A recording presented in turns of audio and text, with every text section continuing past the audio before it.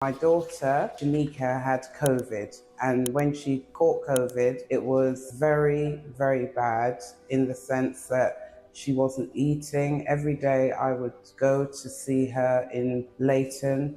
I would go to the house. She would take half an hour to come down the stairs, and I was bringing her food, I was bringing her medication, and every day I spoke to her on the phone, she was getting weaker and weaker. One day, I just decided that the hospital close to her house was not a very good hospital. I'm going to go and collect her and bring her to my own house so that she can go to the hospital close to my house.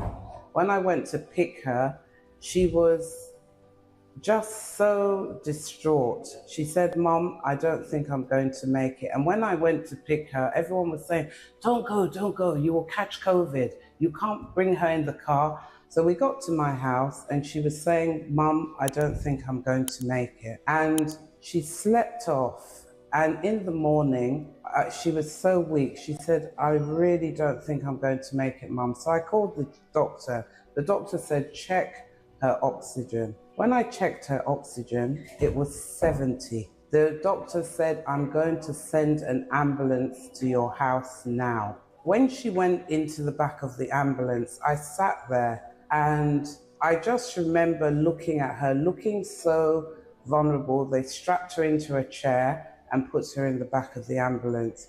And at that time, you couldn't go to the hospital. You couldn't go with them. It was a very, very worrying time, because it's the only child I have given birth to. So it was something so dear to my heart that I couldn't lose her. Whatever happened, I couldn't lose her.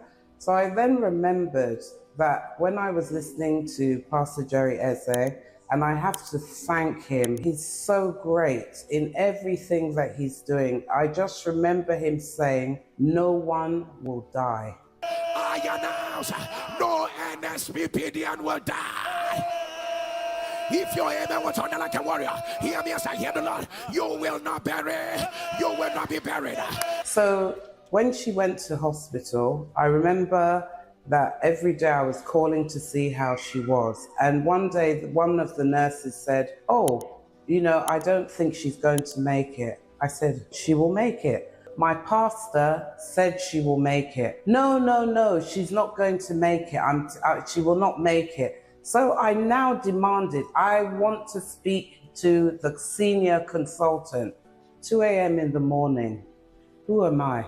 The senior consultant called me and he explained to me, he said, "We have a drug that we're experimenting with." I said, "I don't want her to have any experimental drug. My pastor told me she will not die."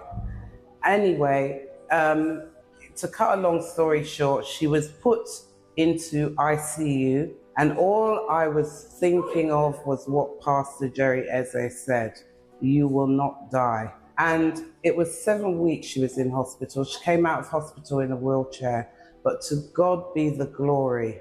She is now breathing, walking. She's so strong. No trauma, no extra complications. And I have to give God the glory. Thank you, Pastor Jerry Eze. NSPPD, celebrate our God. Celebrate. Celebrate.